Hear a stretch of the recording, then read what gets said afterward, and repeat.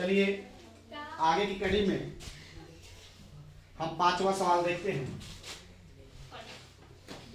पांचवा कह रहा है सेक थीटा बराबर 13/12, तो शेष 5 त्रिकोणमितीय अनुपातों को ज्ञात कीजिए। कुल कितने त्रिकोणमितीय अनुपात है? 6। साइन, कॉस, टैन, कॉट, सेक, कोसेक, 6 त्रिकोणमितीय अनुपात है, जिनमें से एक आपके है सेक थीटा दिया है। हम कहते हैं सेक थीटा का वैल्यू क्या होता है? मान क्या होता है सूत्र? अगर कास थीटा का आधार बटे कर्ण है तो सेक थीटा का क्या हो जाएगा?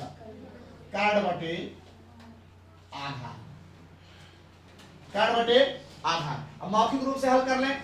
लंब की स्क्वायर बराबर कर्ण की स्क्वायर माइनस आधार का स्क्वायर। तो कर्ण का सूत्र, कर्ण का मान कितना है? 13, आधार कितना है? 12। 13 93 169, 12 93 144, 169 में 144 घटाओगे 25 आ जाएगा। तो लंब बराबर आपका आ जाएगा 5, 5 5 25। अब शेष 5 त्रिकोणमितीय अनुपात ज्ञात करने हैं। तो साइन थीटा बराबर क्या होता है? लंब बटे कर्ण, 5 बटे कर्ण है आपका 13। कास थीटा बराबर होता है आधार बटे कर्ण, आधार कितने हैं? 12 और कर्ण कितना है? 13। इसके बाद टैन थीटा बराबर होता है लंब बटे आधार। मैं ज्यादा नहीं लिख रहा हूं ताकि जल्दी जल्दी से आपका खत्म हो जाए, सिर्फ देखते रहिए, समझते रहिए बस। टैन थीटा बराबर क्या होता है? लंब बटे आधार। लंब कितना है? 5, आधार है 12। टैन का उल्टा ही काट होता है, तो काट थीटा बराबर अगर ये लंब बटे आधार है टैन, तो इसका आधार बटे लंब होता है। सेक, सेक कास का उल्टा होता है। अगर कास का सूत्र आधार बटे कर्ण है तो सेक थीटा का कर्ण बटे आधार होता है। साइन उल्टा होता है कोसेक। अगर आपका साइन थीटा बराबर लंब बटे कर्ण है तो कोसेक थीटा क्या हो जाएगा? कर्ण बटे लंब, 13 बटे। बस आगे। अब हम लोग अगला सवाल देखेंगे। 6वां कह रहा है यदि कोण ए और कोण बी न्यून कोण है, जहां कास ए बराबर कास बी, दिखाइए कि कोण ए बराबर कोण बी। हमारी बात ध्यान सुनिएगा, ये समकोण त्रिभुज है क्योंकि ट्रिग्नोमेट्री समकोण त्रिभुज पर ही लागू होती है। जिनमें कह रहा कोण ए और कोण बी न्यून कोण है। अगर एक कोण आपका 90 अंश है त्रिभुज में, तो शेष 2 कोण ऑटोमेटिक न्यून कोण हो जाएंगे। न्यून कोण का मतलब होता है 90 से कम, 0 से अधिक, 90 से कम। आपका क्या कहलाता है? न्यून कोण कहलाता है। अगर ये अकेला 90 हो गया, जाहिर सी बात है दोनों क्या होंगे? न्यून कोण होंगे। क्या होंगे? न्यून कोण होंगे। अब हमारी बात सुनिएगा, ये लंब है और ये आपका आधार है और ये आपका क्या है? कर्ण है। मतलब समझिएगा। अब यहां पर आपका दिया गया है, दिया है क्या दिया है? cos a बराबर cos b। मैं आपको हमेशा बताया कि जिस कोण को निकाल रहे हैं उसके कोण के सामने वाला ही लंब होता है। जैसे अगर आप a निकाल रहे हैं तो लंब ये है, आधार ये है, कर्ण ये है। अब बताइए कास का सूत्र क्या होता है? बताइए, कास थीटा का सूत्र होता है आधार बटे कर्ण। क्या होता है? आधार बटे कर्ण। अब a के संदर्भ में आधार कितना है? AC। कर्ण कितना है? AB। अब b के संदर्भ में अगर देखेंगे तो ये लंब हो जाएगा और ये क्या हो जाएगा? आधार हो जाएगा। इसके संदर्भ में, b के संदर्भ में, कोण b के संदर्भ में। अब कास b के हिसाब से आपका कास सूत्र क्या होगा? आधार बटे कर्ण। अब आधार कितना हो गया आपका? BC और कर्ण क्या हो गया? AB। अगर हम AB से AB कैंसिल करते हैं, क्या बचेगा? AC बराबर BC। एक आप लोगों ने पढ़ा होगा किसी त्रिभुज में बराबर कोणों की सम्मुख भुजाएं क्या होती हैं? बराबर होती हैं। किसी त्रिभुज में बराबर कोणों की सम्मुख भुजाएं, बराबर कोणों की सम्मुख भुजाएं बराबर होती हैं। या इसी का उल्टा, किसी त्रिभुज में बराबर भुजाओं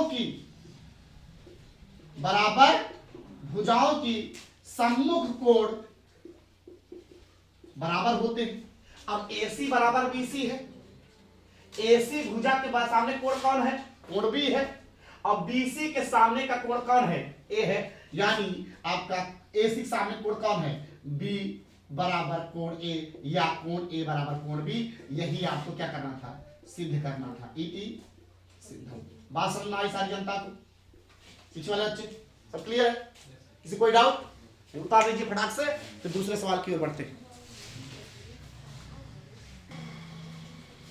चलिए देखिए, काट थीटा बराबर 7/8, तो 1 plus sine theta 1 into 1 minus sine theta बटे 1 plus cos theta 1 minus cos theta, और दूसरा कह रहा है काट स्क्वायर थीटा का मान ज्ञात कीजिए।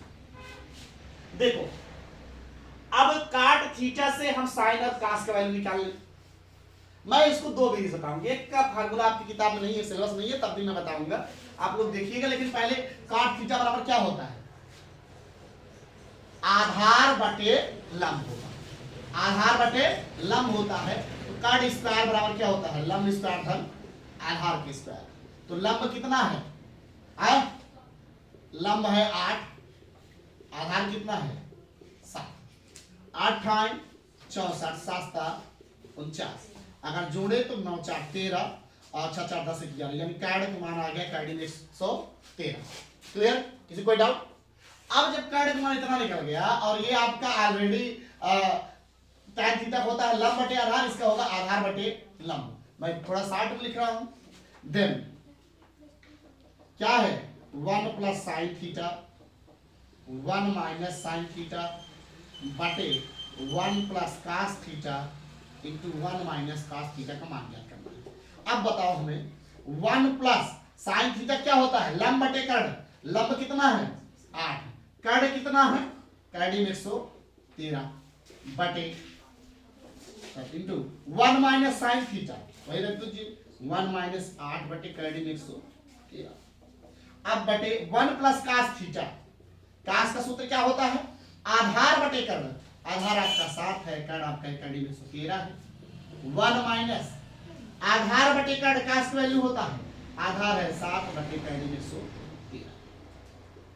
ए प्लस बी ए माइनस बी क्या होता है, ए प्लस बी ए माइनस बी का सूत्र क्या होता है, ए स्क्वायर माइनस बी स्क्वायर। एक बार करोगे 1 हो जाएगा, बी का बार करोगे तो कितना 8 × 64, और किसी कैडी का बार करेंगे कैडी क्या होती है, हट जाती है। वही हाल नीचे वाले में भी है, ए प्लस बी ए माइनस बी, ए स्क्वायर × बी स्क्वायर 7 49, कैडी में 113 बार करें कितना हो जाएगा, 113 हो जाएगा। हमारी बात समझ आ गई? अब हर कुछ नहीं हो तो हम एक मान लेंगे, क्या मान लेंगे, एक। अगर हम यहाँ पे साइड में लिख दे रहे हैं, समझ लीजिएगा, ठीक है, हर लासा लेके कितना हो जाएगा, 113 113 एकम 113 माइनस 64 एकम 64, इतना तो सब बच्चे को आता होगा।